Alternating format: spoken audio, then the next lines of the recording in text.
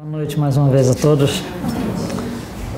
E para todos nós, né, bem-vindos ao planeta Terra, né, já que estamos aqui, né, já que precisamos de pelo menos mais umas lições, né, então aqui estamos.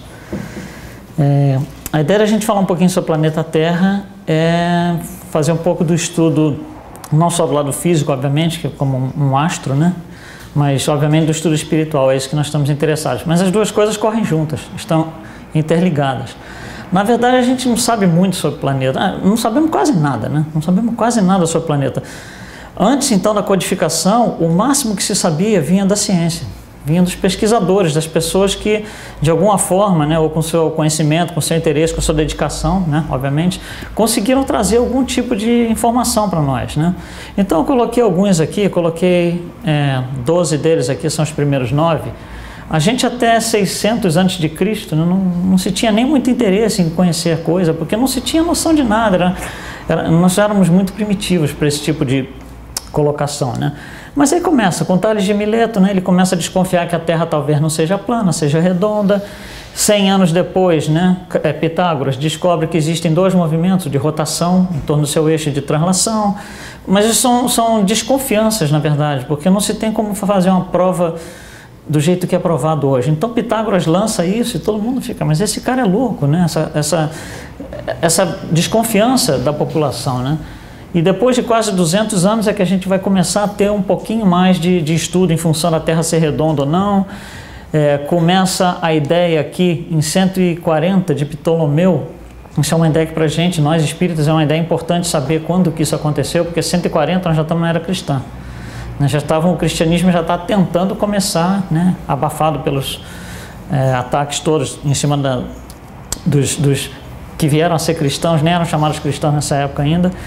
Mas uma coisa interessante é que Ptolomeu, ele coloca o seguinte, que nós, Terra, somos o centro das atrações, tudo gira em torno de nós, o Sol inclusive, e a Terra é formada por essa abóbada, ela é envolta numa abóbada fechada.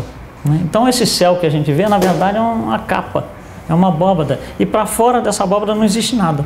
Então nós estamos confinados dentro dessa abóbada aí, né? E é uma ideia, obviamente, hoje errada, mas na época foi uma ideia que a igreja comprou. E ela comprou porque, novamente, o ano é importante, 140, era na época que a igreja estava começando a mostrar que haveriam certas divisões, porque um achava que era assim, o outro achava que era assado, um queria poder, o outro queria moral, né? Tanto que hoje nós temos 32 denominações cristãs, e tudo começa mais ou menos nessa época. Então a igreja chegou e falou, puxa, esse cara é bom, porque tudo que ele falou aqui, nesse negócio do nós somos o centro de tudo e tal, não sei o que lá, nós somos o maior de todos, o melhor, olha só, né?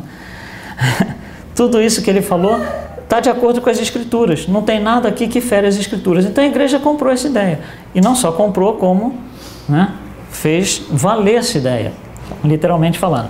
Então por 1500 anos não se fala mais nada, todo mundo aceita passivamente essa ideia de Ptolomeu, né? 1500 anos, olha só, até que Copérnico, que era inclusive da igreja, né, ligado à igreja, falou, não é nada disso, não é a Terra que roda em torno, não é o Sol que roda em torno da Terra, é o contrário, né?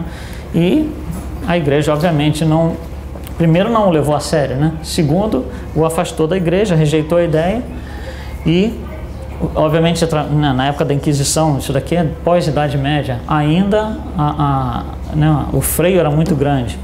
E só 100 anos depois é que Galileu vem e começa a comprovar essa teoria de Copérnico, porque ele conseguiu fazer uma demonstração física através da invenção do telescópio.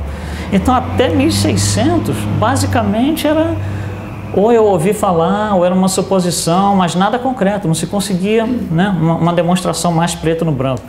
Então isso é uma coisa recente, né? O que a gente sabe do planeta realmente, né, começa aqui, né?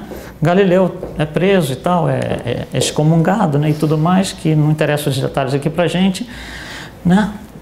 Mas depois dele começou a se ter mais interesse, porque agora nós temos uma demonstração de como isso é. E aí, né, várias pessoas, vários cientistas, astrônomos, físicos começaram a investir nessa investigação, literalmente falando, né?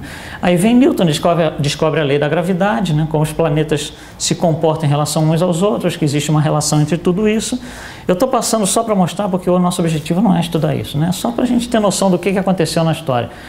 E 150 anos depois, nós temos François Arago. Ele, até para nós, né, quando estudamos isso na escola e tal, ele não é falado, né? Na astronomia, ele é um pouco falado, né?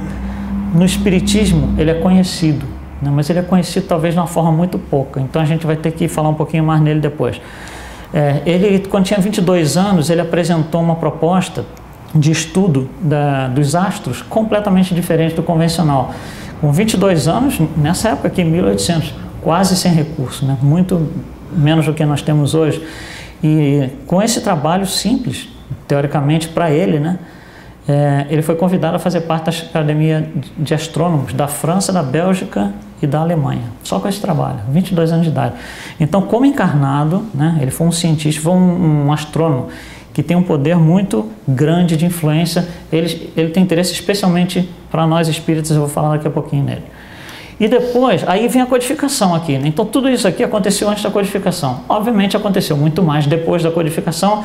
Eu só vou ressaltar Hubble, porque com a ideia dele montar o telescópio e sair lá para fora com o telescópio móvel, né? E começar a tirar fotos e fazer investigações fora da órbita terrestre, é que realmente, dali de 1929 para cá, é que realmente nós deslanchamos.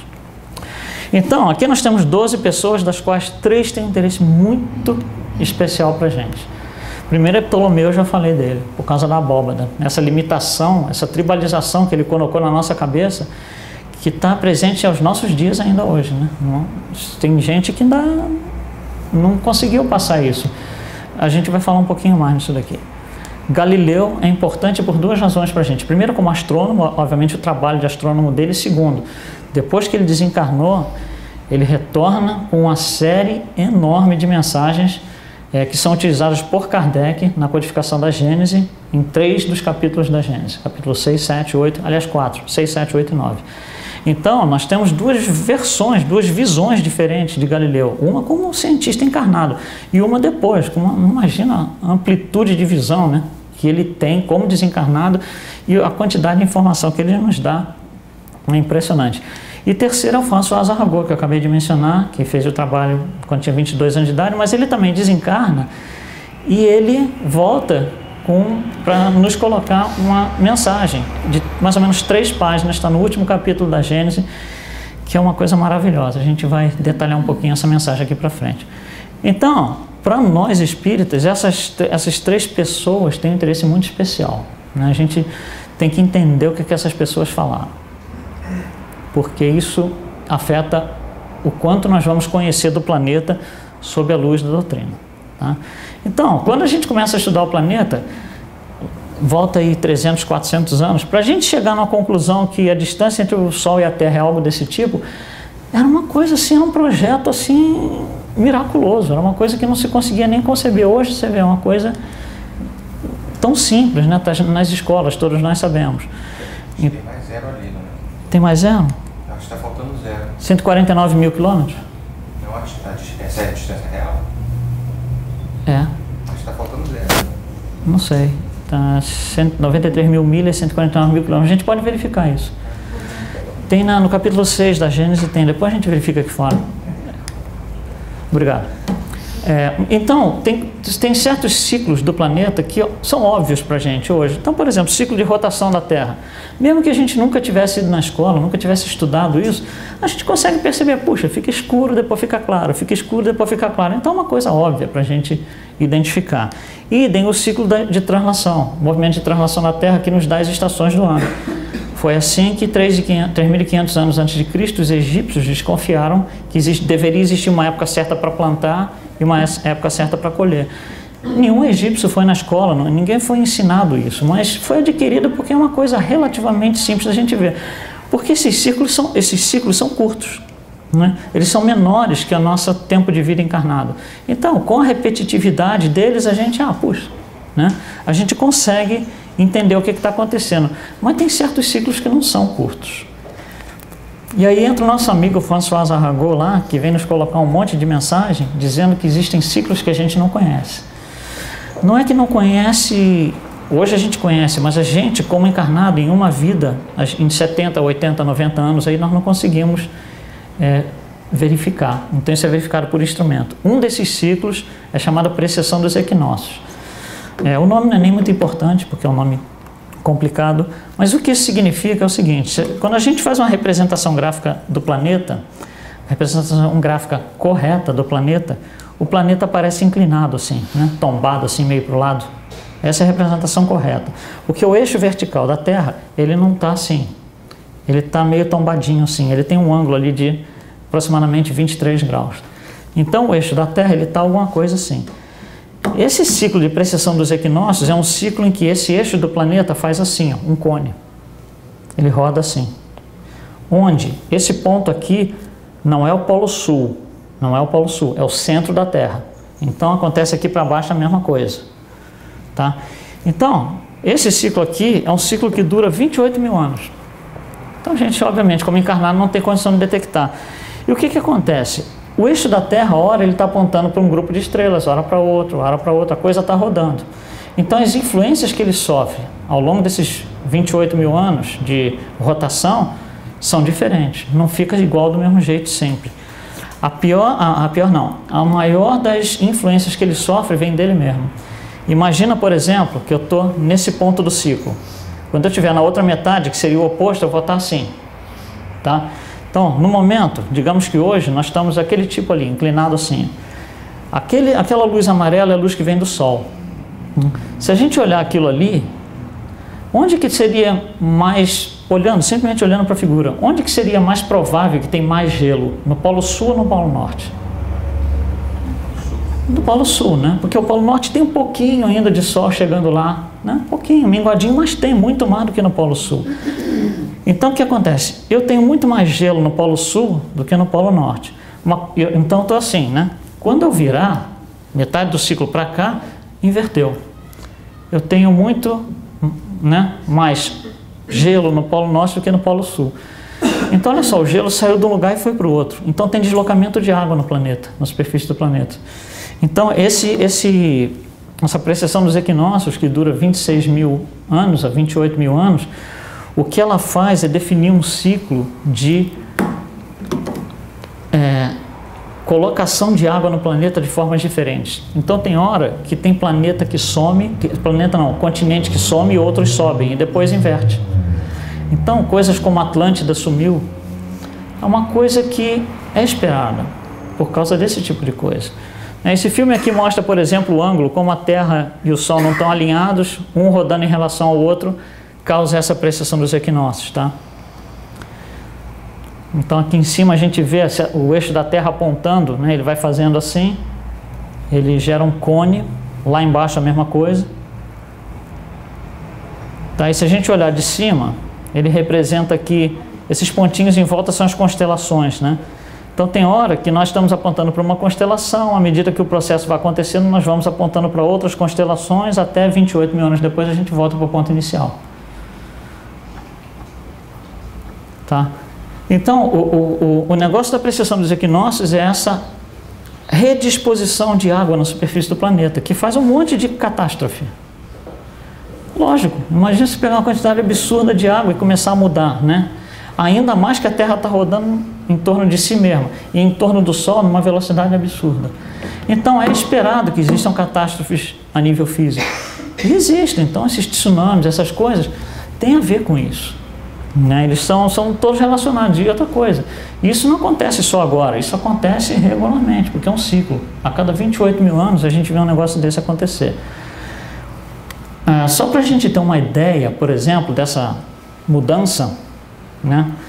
Uma cidade, por exemplo, eu coloquei uma cidade aqui no Polo Norte, bem na linha do Ártico, só para ilustração. Então, se a gente pegar uma cidade bem no Ártico aqui, Dawson, por exemplo, no Canadá, né? Quando a Terra está nesse ponto, Dawson está naquela latitude. Quando a Terra está nesse ponto, a latitude de Dawson é equivalente como se ela tivesse descido até, por exemplo, Calgary. Tá? O nome das cidades não é importante. O que eu quero que vocês vejam, olha só, ela desceu quase que a altura do Canadá inteiro. Isso para nós aqui nos Estados Unidos é como se Boston ficasse na latitude de Miami. Dá para entender a confusão que vai dar isso, né? Aí, o que a gente entende? Que isso daqui define ciclos de aquecimento e resfriamento do planeta. Porque muda a latitude, né? Imagina Boston com a temperatura da Flórida. Para eles é aquecimento global, né? E quando volta, para eles é o quê? Resfriamento, porque eles acostumaram com o calor, quando volta para o ciclo, virou idade do gelo, né? Então, esses ciclos definem enchentes. Por quê? Porque a água está se deslocando, está se movimentando, está se posicionando em áreas diferentes do planeta. Então, tudo isso causa um monte de efeitos físicos. Tem outros ciclos, eu só vou mencionar um só para mencionar, que é o ciclo de Milankovitch, dura 41 mil anos. Então, nós obviamente não temos condição de detectar. Para complicar tudo isso que a gente falou, esse ciclo de Milankovitch, o que ele faz é que esse eixo da Terra, nós vimos que ele roda assim, né? Para exceção dos equinócios. Esse eixo da Terra, ele fica assim, ó. Além de tudo, né? Ou seja, a inclinação diminui e aumenta, diminui e aumenta. E isso dura 41 mil anos. Para sair daqui e até lá e voltar, dura 41 mil anos. E, obviamente, o que acontece quando eu inclino a Terra mais ou menos? A posição do Sol vai fazer um monte de alteração, porque tem lugar que tem menos Sol hoje, no meio do ciclo ele tem mais Sol e assim vai indo. Então, são ciclos que têm influência física no planeta. Mas nós não estamos sozinhos, né? Nós estamos no meio de um sistema solar. E o que a gente sabe? A gente sabe que nós temos aqui o nosso sistema solar, então tem o Sol, vários planetas em volta, né? Esses planetas giram em torno desse Sol, mas como tem esse sistema solar, também tem esse. Esses sistemas solares vários giram em torno de uma constelação. Essa constelação, com esse monte de sistema solar, junto com outras constelações e seus sistemas solares, giram em torno de uma nebulosa maior. Essas nebulosas todas giram em torno de uma galáxia, essas galáxias todas em torno de uma supernebulosa, né? Então, a gente representaria alguma coisa desse tipo aqui, né? Nós vamos ficando pequenininho, pequenininho, pequenininho, né? E quando a gente consegue, se a gente consegue, né, entender até onde vai a coisa, né, ao infinito, desses monte de galáxias e constelações e nebulosas e supernebulosas e supernovas rodando um em torno da outra, né, a gente fica desse tamanho. E aí começa a mudar a nossa moral, porque quando você chega nesse ponto de entender isso aqui, o que interessa o vestido que a vizinha vai na festa? Não tem mais importância. O que interessa o carro que o vizinho tem? Não tem mais cabimento, não se aplica mais. Não se aplica mais quando você está nesse nível. Ele só se aplica enquanto você está aqui. Então, se a gente não conseguir visualizar, vislumbrar, né, a grandeza desse universo, a gente vai ficar com esse atrelado, né, ao planeta físico, né, ao chão físico do planeta, se preocupando com o vizinho e tudo mais. E a gente não vai trabalhar a nossa moral, que é uma coisa muito mais transcendente do que tudo isso, né? E de onde vem essa moral? Vem de Deus, né? E aí, quando você começa a entender isso tudo aqui, olha só o tamanho da inteligência que tem que ter para fazer isso tudo acontecer. A gente abre o livro dos Espíritos, está lá, pergunta número 1, o que é Deus? Está lá, causa primária de todas as coisas e tal, muito bonito, mas isso são palavras. Precisa ter um significado maior do que isso, que é tudo isso aí. É todo esse monte de nebulosas, toda essa inteligência, essa real inteligência, que nós não temos a mínima capacidade de entender. Existem hoje 18 bilhões de galáxias observáveis, fora que a gente tem a mínima noção, né? Que não temos condição, não temos instrumentos, né? Nossa ciência ainda não passou num certo ponto, obviamente vai melhorando, mas essa é a situação no momento. Então, quando a gente pensa nesse Deus, não é esse Deus tribalizado, né, que a gente traz da história lá do ano de 140, lembra do ano de 140? Ptolomeu com a terra e uma abóbada. O Deus não é o Deus daquilo que está dentro da abóbada, não é esse Deus. Esse Deus é tribalizado. O Deus da doutrina espírita não é esse Deus. Nunca na doutrina espírita foi ensinado esse Deus aqui. Foi ensinado aquele Deus das galáxias, aquele Deus cósmico, onde tudo é uma coisa, pertence a uma coisa só, está embaixo da mesma inteligência. O Deus tribal é aquele que faz pensar, faz com que nós, encarnados, humanos, pensemos que o Deus da civilização ocidental não é o mesmo Deus da civilização oriental, que não é o mesmo Deus do Oriente Médio, que não é o mesmo Deus em Salt Lake City, que não é o mesmo Deus na Índia. Aí tem o Deus da Califórnia, o Deus da Flórida, tem o Deus do bairro, tem o meu Deus pessoal. Olha só como a gente vai, né, tribalizando a coisa a tal nível que fica eu só. Então fico eu com o meu Deus. E ficam 7 bilhões de pessoas com 7 bilhões de deuses. Aí não vai dar nada. Não é esse o Deus que a doutrina espírita ensina. Ela ensina aquele Deus cósmico. Então você vê toda essa situação em termos de esses desastres, como a gente chama, calamidades, né? Físicas que a gente vê no planeta e tal, isso é tudo controlado. Isso é tudo uma coisa esperada. Pode ser estranha para a gente, mas não é. São ciclos, isso já aconteceu um monte de vezes e não é o nosso desejo de que não aconteça que vai parar. É uma coisa que simplesmente vai continuar acontecendo. Existe uma inteligência suprema. Tá? Bom, isso é a parte mais física, um pouquinho do planeta. Agora vamos começar a falar um pouquinho mais da parte... Vamos começar a sair da parte física, né? Vamos começar a ir para outras esferas, né? Emmanuel, através de Chico, né? Ensina para a gente uma coisa sobre matéria orgânica que é espetacular. A matéria orgânica a que ele se refere é o que acontece no plano espiritual quando nós vemos aqui como organismos. Existe toda uma preparação, todo um processo. Então vamos dar uma olhada nesse processo. Emmanuel nos diz o seguinte: existe um outro ciclo que a gente não sabe, não tem condição de detectar, que é um ciclo de 520 mil anos, dividido em duas partes. Metade, 260 mil anos, Emmanuel chama de ciclo de atividade. E a outra metade, Emmanuel chama de ciclo de repouso, 260 mil anos. Emmanuel nos diz que ele não sabe nada sobre o ciclo de repouso. Imagina nós, né? Muita pretensão. Então nós não sabemos nada, não temos informação nenhuma aqui no ciclo de repouso. Mas no ciclo de atividade nós temos um monte de informação, dada por ele, por Emmanuel. Então vamos tentar entender o que é esse ciclo de atividade.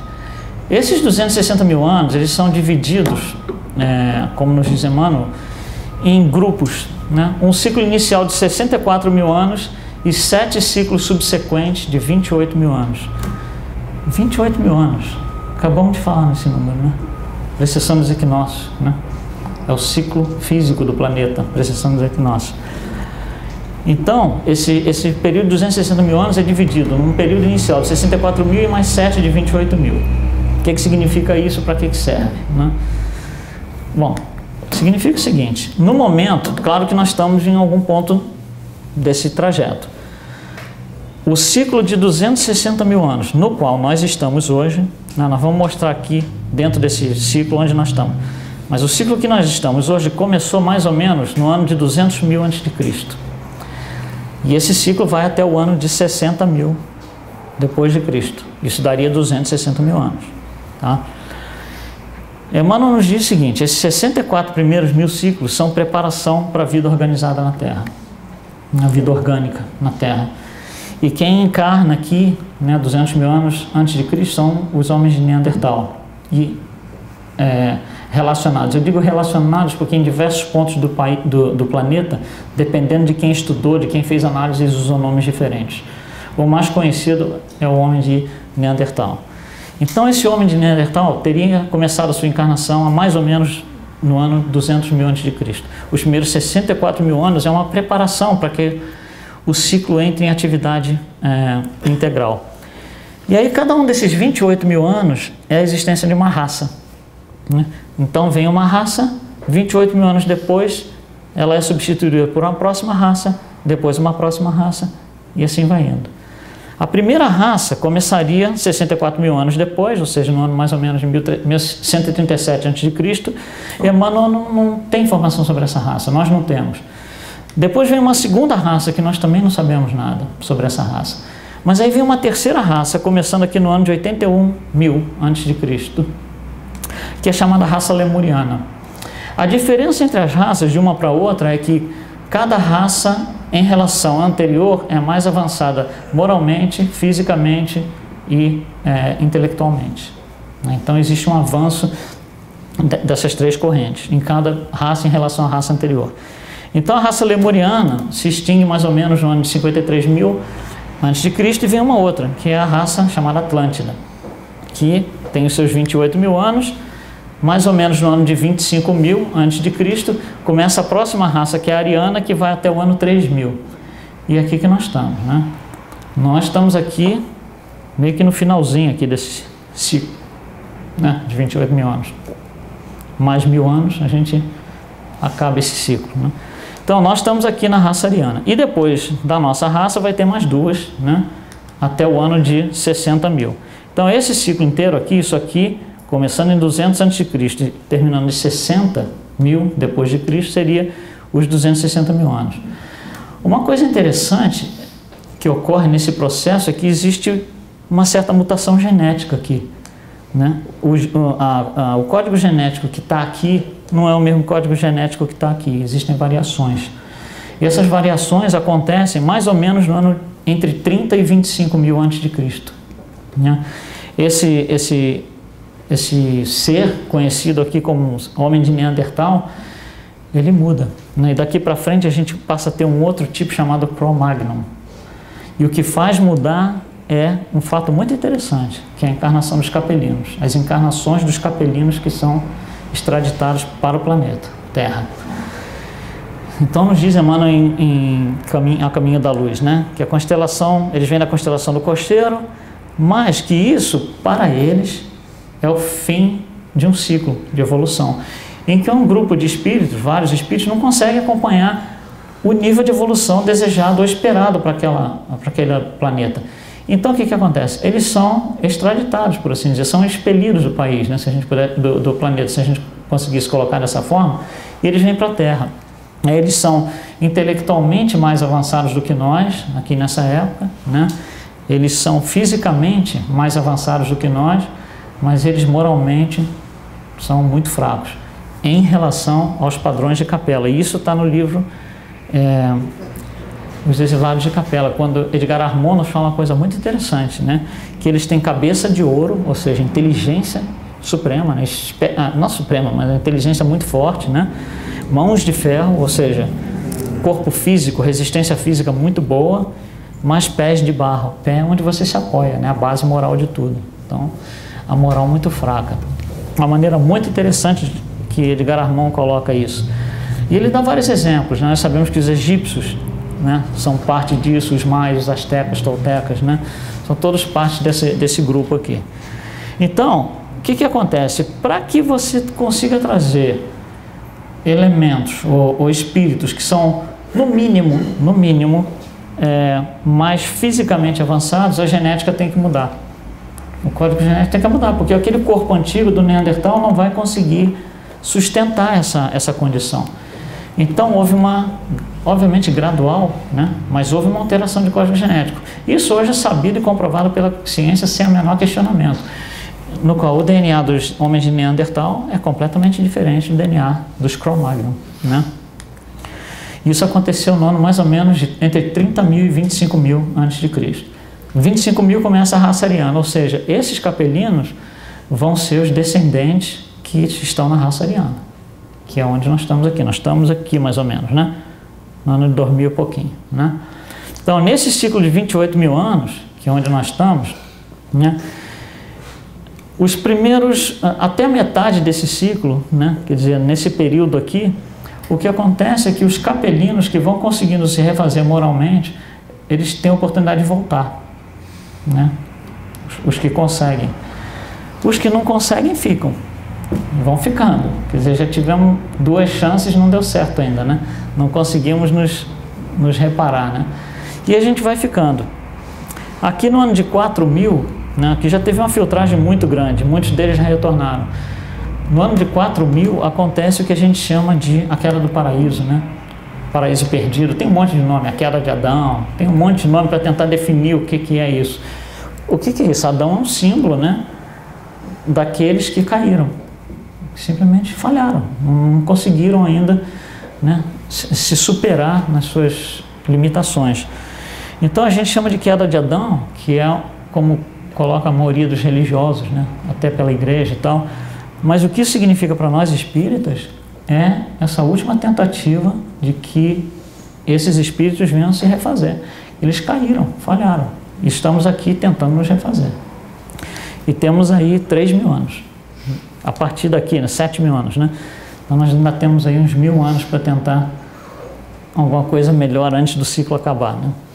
Então, tudo isso daqui que está acontecendo nesse ciclo onde nós estamos aqui, tem toda uma preparação, tem todo um processo espiritual acontecendo por trás disso. E depois nós vamos ter duas mais raças, né? De 28.000 anos até que o ciclo termine. Então, resumindo aqui tudo que nos diz Emmanuel, o ciclo de atividade de 260.000 anos é tudo isso que a gente falou aqui embaixo, né? Todo esse detalhamento e tal. O ciclo de repouso, não sabemos absolutamente nada sobre ele, né? Emmanuel também não sabe. Então, como eu ia falando, isso tudo tem um planejamento. Isso não é uma coisa, não é loteria. Existe todo um processo de planejamento. Você vê a vinda dos capelinos para cá, que vão reencarnar, que o código genético vai precisar ser alterado para sustentar essa nova forma física que vai, né, viver no planeta e tal. Então tem toda uma preparação. E nós sabemos que essa preparação começa lá em cima com o governo do planeta, com o governador do planeta, né, Jesus, que é o nosso símbolo de moral, né?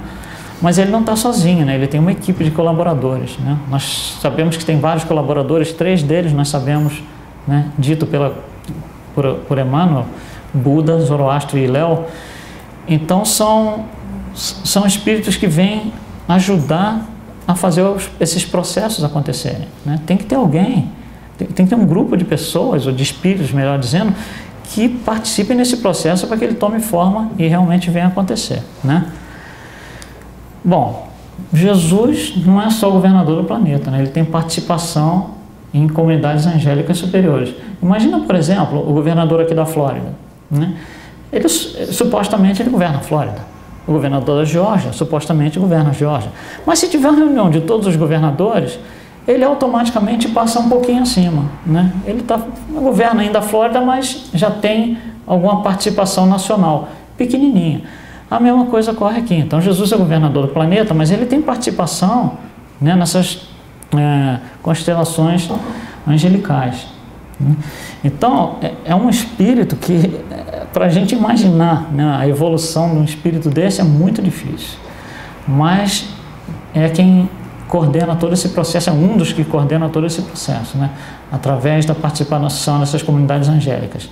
Essas comunidades angélicas, nós sabemos que elas se reúnem de tempos em tempos, né, para fazer decisões e ver como os processos vão acontecer, né? E uma dessas reuniões, como nos diz Emmanuel, em A Caminho da Luz, foi para justamente, né, agregar o orbe, para que o orbe pudesse ser lançado como um planeta, onde espíritos iriam encarnar e tudo mais, com o seu fluido cósmico e tudo mais.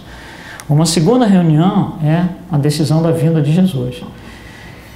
Você vê, para você encarnar o Cro-Magnon, que nem se compara com a nossa condição física hoje, mas você encarnar o Cro-Magnon num corpo ligeiramente pior, olha a confusão que tem que passar, olha a transformação que tem que passar. Você imagina você encarnar Jesus aqui. Então não é uma coisa que acontece assim, né, no estalo. Teve uma preparação enorme, muito grande, né, para que isso pudesse acontecer. Mas foi feito, aconteceu o processo. E existe uma terceira reunião que acontece em função do que a gente chama de a transição planetária que está vindo. E nós inclusive aqui no meio espírita, falamos muito transição planetária e tal. A gente ouve a nossa sociedade falar em transição planetária, os espiritualistas falam em transição planetária, mas fica assim meio, o que é essa transição planetária, né? Então, da nossa visão espírita, vamos ver o que é essa transição planetária, vamos tentar entender o que é. Isso é um conjunto de coisas, né? Não é uma coisa só, é um conjunto de coisas. Então vamos tentar delinear o que vem a ser esse conjunto de coisas para que a gente possa entender o que vem acontecendo e o que é esperado que aconteça. Lembra lá no início que eu falei que o nosso sistema solar, junto com outros sistemas solares, giram em torno de uma constelação, né? E assim vai. Isso aqui representa, né, o nosso sistema solar, junto com outros sistemas solares, Atlas, Electron, Maia e tal, são outros sistemas solares, todos eles girando em torno de uma constelação. né? Onde existe um Sol de terceira grandeza, o nosso Sol é de quinta grandeza, então esse Sol tem muito mais luz e calor, né? Que é Alcione. Então, nós, como outros sistemas solares, não a Terra, hein? O sistema solar inteiro gira em torno desse negócio aqui. É um ciclo. Começa num ponto, vai, volta e começa tudo de novo. Isso é um ciclo, né? Um ciclo existencial aí. À medida que o sistema solar vai caminhando, né, o que acontece é que existe uma certa área, né, irradiada por Alcione, que contém um negócio que a gente chama de cinturão de fótons. A gente vai ter que explicar o que é cinturão de fóton. Eu vou explicar em alguns minutinhos. Então, à medida que o sistema solar vai caminhando, o que acontece? Ele passa um certo tempo fora da influência desse cinturão de fótons, e aí ele entra dentro da influência desse cinturão de fótons por aproximadamente 2.160 anos, sai fora de novo, fica 10.800 anos sem estar sob a influência direta, volta para dentro do cinturão de fótons, 2.160 anos, e vai. E isso é um ciclo, e fica rodando. Se você somar 10.800 com 2.100, 10.800 com 2.100, dá 28 mil anos. Interessante, né? Bom, o que acontece quando esse sistema solar inteiro entra dentro de um cinturão de fótons? Então, a primeira pergunta é, o que é um cinturão de fótons? Para responder isso, a gente tem que perguntar, né? Temos que nos perguntar o que é um fóton. Um fóton é uma partícula de luz, tá? Em termos de física. É importante isso? A importância é, esta partícula de luz influi na matéria como nós a conhecemos. Mas o que é matéria? São átomos, né? Nós sabemos que a matéria, na verdade, são átomos. Isso é uma coisa já sabida hoje para nós. O que é o átomo? Grosseiramente falando, é um ponto, uma concentração de energia com outras energias em volta, que são os elétrons. Então, esse ponto a gente chama de núcleo, né? E aqui você tem um monte de elétrons girando em volta desse núcleo. O que acontece quando um fóton, que é uma partícula de luz, passa por dentro desse átomo? Imagina o seguinte, a gente tem, digamos que aqui o microfone é o centro do átomo, e eu tenho um elétron rodando aqui. Se passar uma partícula aqui, será que ele não vai perturbar a órbita desse elétron? É esperado que sim, são leis da física, né? Então, o que vai acontecer com esse elétron? Ele vai ter sua órbita ligeiramente, talvez por um tempo muito pequeno, perturbada. E todos os outros elétrons desse mesmo átomo também. E todos os átomos por onde esse fóton passa também. E quando é um cinturão de fótons, o que acontece? A matéria inteira está sujeita a isso. Quando o sistema solar entra dentro desse cinturão de fótons, o que acontece? A estrutura da matéria vai ter que se alterar. Ela vai ser alterada, porque os elétrons vão circular, não é que eles vão parar de circular, mas eles vão ser perturbados nas suas órbitas. Então a matéria vai ter uma pequena alteração, enquanto nós estamos nesses 2.160 anos dentro do cinturão de fótons. Matéria é o quê? É microfone, mas é também corpo humano, não é? Nós somos matéria, nós somos feitos dos mesmos átomos, nós somos feitos de átomos. Então isso vai ter uma influência sobre nós como corpos biológicos, físicos, né, orgânicos. E a gente vai falar um pouquinho daqui a pouco sobre isso. Então, enquanto nós estamos aqui dentro, existe uma influência desse cinturão de fótons na matéria. Quando a gente está fora, obviamente a gente está fora dessa influência. Qual é o negócio da transição planetária toda? O sistema solar vai entrar aqui dentro da seguinte forma. Imagina o que é o sistema solar. A título de representação, para ficar um pouquinho fácil da gente entender. Digamos que aqui, a palma da minha mão é o Sol, e esse sistema solar tem 5 planetas, que são meus 5 dedos, para ficar um pouquinho mais fácil da gente entender. Então o que acontece? O sistema solar está rodando assim, né? Vai rodando e tal, vai fazendo assim, né? Para efeito de entendimento, digamos que o meu braço aqui é essa linha que me coloca fora do cinturão de fótons ou dentro. Claro que não é uma linha, mas a analogia vale, né? Então, aqui está o meu braço que divide. Aqui eu estou fora do cinturão de fótons, aqui eu estou dentro, tá? Então aqui vem o sistema solar, ele vai fazer isso aqui, vai entrar dentro do cinturão de fótons. Só que ele não entra assim, porque ele está rodando assim o tempo todo, né? Então o que vai acontecer? Vai ter uma hora que o primeiro planeta, digamos que seja o meu dedo médio aqui, o planeta dedo médio, entra no cinturão. Ninguém mais está no cinturão. Só ele. E aí ele sai. Aí não tem ninguém dentro do cinturão. Aí volta. Aí o dedo médio é o único lá dentro, mais para dentro. E aí volta. Daqui a pouco eu vou ter 2 planetas, né? Dedo médio e anelar. E aí os 2 saem. E aí vai. Aí entra um terceiro. Aí entra um quarto. Até que o sistema solar inteiro mergulha no cinturão de fótons. Nós começamos a entrar no cinturão de fótons, nós, sistema solar, não nós, Terra. Nós, sistema solar, começamos a entrar no cinturão de fótons no final dos anos 70, em 78.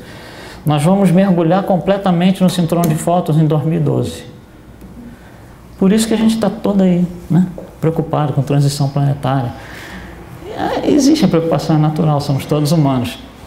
Agora, o que é interessante para a gente compreender isso não é uma coisa fora do esperado. Está ali, é um ciclo. Isso aconteceu um monte de vezes. E não é o nosso desejo de não acontecer que vai fazer parar. Não é. É parte, entendeu? E nós temos que compreender para conviver, né, com isso, com compreensão. E não com apavoramento, com misticismo, nada disso. Não é nada disso que a gente quer. Né, que cai Corcovado, cai prédio em Hollywood. Tudo bem, é distração, mas não é o ponto nosso aqui. Tem que ser bem compreendido isso. Então, isso é uma coisa que vai acontecer. A propriedade da matéria vai ser ligeiramente alterada, né? E, obviamente, vai ter um monte de consequências. Aí vem o espírito do François Arago e coloca uma mensagem, né, que está na Gênesis, no último capítulo. Então, são quase 3 páginas de mensagem maravilhosa. Mas ele coloca da seguinte forma, que existem influências planetárias. O que são influências planetárias? Dentro de um sistema solar, por exemplo, a existência de um planeta influi na do outro. Então, nós influímos, por exemplo, com Vênus, com Marte. Né? Vênus influi conosco. Né? E assim vai. Existem influências de planetas dentro do sistema solar e existe influência deste sistema solar com este. Existe influência dessa constelação com essa. E assim vai indo, né? Como a gente viu lá no início. E o que ele fala sobre essas influências é interessante. Ele fala algumas coisas. Uma delas é essa. Essas perturbações planetárias são influência de um sobre o outro, né? Elas alteram o estado físico dos seres vivos e determinam enfermidades que atacam plantas, animais e homens. Então existem certas enfermidades que têm a ver com a influência de planeta sobre planeta. E essas coisas estão se mexendo, né? Esses planetas, esses sistemas solares estão se mexendo. Então tem hora que a influência é maior, tem hora que a influência é menor. Tá certo? Tem hora que o nosso sistema solar está mais próximo desse sistema solar vizinho, tem hora que ele está mais longe. Então essas influências não são constantes, não é todo dia igual, não é todo dia a mesma coisa, são ciclos. Tem hora que o ciclo é mais intenso, né? Essa atração-repulsão, tem hora que é menos intenso. É isso que ele está tentando dizer para a gente aqui. E continuando na mensagem dele, os estímulos dessas perturbações, né, dessas influências, impostas pela interação entre os corpos celestes, nos levam a encontrar um meio de combater essas enfermidades, que ele diz que vai ter enfermidade em função disso. Então nos levam a tentar achar um meio de combater isso e aprender as leis da natureza. E o que é aprender as leis da natureza? É aprender primeiro. Não é o meu desejo que vai controlar tudo isso aí. Eu não quero que tenha tsunami, eu não quero que tenha precessão de equinócios, eu não quero... Não é. É uma lei da natureza. Segundo, isso nos impõe uma condição muito grande de humildade. Porque nós, em 140, éramos o dono do mundo, né? Tínhamos a abóbada e o mundo estava aqui no nosso bolso. Mas agora não é mais assim. E a gente continua pensando no carro que o vizinho tem, no emprego que o vizinho tem, no quanto que o chefe ganha. Nós continuamos com isso. Quando nós temos um mundo enorme, uma imensidão que não se consegue nem imaginar, com uma inteligência suprema por trás de tudo isso. E essas pequenas mazelas não se aplicam mais. É isso que ele está tentando dizer aqui para a gente. Enquanto nós não conhecemos a lei da natureza, nós vamos ficar apavorados com esses ciclos. Porque vira misticismo. Né? O que é misticismo? É falta de conhecimento, né? Basicamente. Então é isso que ele está tentando passar para a gente nessa mensagem. Então, quando nós mergulharmos nesse cinturão de fótons, nós já vimos que vai acontecer uma série de coisas. Vamos tentar detalhar o que são essas coisas em 2 grupos. Isso vai ter efeitos físicos, né, de alguma forma, mas vai ter um efeito espiritual também. E a gente quer ver o que vai dar em cada um desses aí. Então vamos fazer primeiro o plano físico. Quais são as alterações físicas? Nós vimos que os fótons influem no comportamento da matéria, influem no que é, na composição da matéria, né? Então vai haver alteração nas propriedades da matéria, como nós a conhecemos, né? Então o que acontece? Por exemplo, nós que somos corpos orgânicos biológicos, somos matéria também, e vamos passar por esse cinturão de fótons. Nós temos que ter um organismo mais forte para sustentar o baque. Por exemplo, se eu chegar aqui fora e sair e tiver uma poeirada danada, né, provavelmente vai incomodar, eu vou ficar com o olho assim e tal, não sei o que lá e tal. Passou, pronto. Mas se à medida que eu for caminhando, vai se adensando essa poeira. Vai chegar uma hora que eu não vou conseguir mais respirar, não vou conseguir ver, e eu não vou conseguir sobreviver, né? Porque se eu não consigo respirar, eu estou no meio da poeira e tal, eu não consigo, porque a minha capacidade física, a minha condição biológica, orgânica, não é adequada para esse tipo de environment, ambiente, esse tipo de ambiente. Então, eu vou ter que ter uma estrutura diferente, né? Então, é de se esperar que vai ter mais doenças, porque nós vamos, né, ter corpos que vão ser mais suscetíveis a não conseguir lidar com essa coisa, e outros vão conseguir melhor. E o que vai definir isso é o quê? O corpo, que diz Emmanuel, saúde é a perfeita harmonia da alma, né? Então nosso corpo é o espelho do nosso perispírito, que é o espelho do nosso espírito. Então aqueles que têm o perispírito mais refinado vão conseguir se ajustar. Os que têm o perispírito mais denso, mais grosso, não vão conseguir, porque você não consegue mudar a matéria. A influência da matéria, quanto mais material denso você for, pior, porque você está mais sujeito ao cinturão de fótons, né? Então o que acontece? Para que haja essa sobrevivência, vai ter que ter alteração de código genético. É a mesma coisa que eu sair lá, como eu falei agora há pouco, tentar respirar na poeira, eu vou ter que ter uma genética diferente, na qual respirar a poeira não é problema nenhum para mim, para que eu consiga sobreviver. Aqui é a mesma coisa, vai ter que ter uma alteração genética na qual esse canhão de fótons, esse cinturão de fótons, não cause mortes e desgraças e tal, né? Mas que as pessoas consigam sobreviver nele. Então tem que ter uma alteração de código genético, tanto quanto foi os Cro-Magnon vindo e substituindo os Neandertal, quando os capelinos vieram. Eu tenho mais 5 ou 10 minutos? 5? Tá. Isso vai causar, obviamente, uma seleção natural de espíritos. Aqueles que têm o perispírito mais refinado, que têm moral mais elevada, vão conseguir melhor sucesso.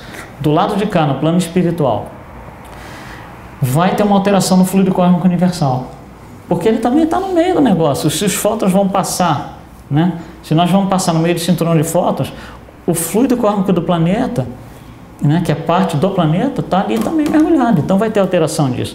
Quando alterar o fluido cósmico do planeta, tem que ter alteração de código genético, para que eu consiga viver ali, para que eu consiga encarnar ali. Com essa alteração muda a psicosfera do planeta. Se mudou o fluido cósmico do planeta, vai mudar automaticamente a psicosfera do planeta, porque você só consegue plasmar certas coisas dependendo do fluido cósmico universal. Então isso vai ser mudado. O ambiente psíquico vai ficar menos adequado àqueles espíritos com perispírito mais grosso. Então os espíritos mais elevados vão estar mais adequados, mais dentro do ambiente psíquico. É como uma festa, por exemplo. Você chega na festa, de vez em quando, a festa que você vai, a cada 6 meses você vai na mesma festa com as mesmas pessoas. Uma vez você vai na festa e fala, tá ruim a festa, não sei, não tá bom, aí você vai embora, né? É o que vai acontecer aqui, esses espíritos vão ter que sair da festa. Eles não vão conseguir ter ambiente psíquico, como a gente às vezes vai na festa, não está bom esse negócio. Por alguma razão, naquele dia, o meu ambiente psíquico e o da festa não estão casando. Então aqui seria alguma coisa semelhante. Essa psicosfera mais moderna, mais refinada, vai conseguir abrigar espíritos mais elevados, e a gente vai conseguir fazer migração de espíritos mais elevados, que a gente está limitado hoje para fazer, não a gente fazer, mas para que isso aconteça, nós estamos muito limitados. Então, para você trazer espíritos mais elevados, você precisa de um refinamento na crosta, né? E tudo isso aqui que a gente está falando, de, né, renovação de espíritos e tudo mais, e adequação de perispírito, não se aplica só aos encarnados, não, né? Implica aos desencarnados também, né? Então, Vale para todo mundo essa purificação aqui. Quando nós formos capazes de trazer esses espíritos mais elevados, aí a gente vai começar a voltar, né, a trazer gente que teve uma influência muito grande aqui na Terra. Os grandes pintores, os grandes artistas. Esse aqui é um trecho do livro do Manuel Filomeno de Miranda, Transição Planetária, onde ele coloca exatamente isso: estarão reencarnando elevados espíritos da filosofia, da arte. Ou seja, não é gente pequena, não. É gente grande, né, em todas as áreas, né? Eu vou só colocar aqui. Então, essa transição ela é composta de duas coisas: plano físico e plano espiritual. No plano físico, a gente pode esperar essas catástrofes, porque tem a ver com os 28 mil anos de apreciação dos equinócios. É parte disso, é um ciclo, né? E no plano espiritual, a gente pode esperar novas encarnações, com novos espíritos, né? Crianças índigo e cristais, né, que vêm para auxiliar na evolução do planeta. E a gente até então tem sido muito limitado em colocar esses espíritos na psicosfera do planeta, porque o fluido kármico não está condizente, né, com a necessidade. Olha como é que foi difícil trazer Jesus aqui, né? Quase 1000 anos de preparação para conseguir fazer ele encarnar, né? Tá, então, só para a gente terminar aqui, eu coloquei dessa forma: a higienização espiritual do planeta, né, do orbe terrestre, convoca para uma nova postura nossa. Mas não é só uma postura pessoal, né? Não é só eu mudar a minha moral. Parte da mudança da minha moral é ajudar os outros a mudarem a sua postura também, né? Porque senão vira egoísmo, né? Eu vou mudar e não quero saber de vocês, cada um que procure o seu caminho. Não é assim. Porque olha, se a gente for pensar em termos pessoais, nós estamos tribalizados, nós estamos dentro da abóbada. Não é assim. Nós temos que pensar naquele universo infinito, naquele monstrão todo que a gente viu aí, de planetas e tudo mais. Então a nossa responsabilidade é, na verdade, muito maior do que o que a gente acha que ela é uma responsabilidade coletiva, não individual. Tá? Obrigado, desculpe ter passado 5 minutinhos.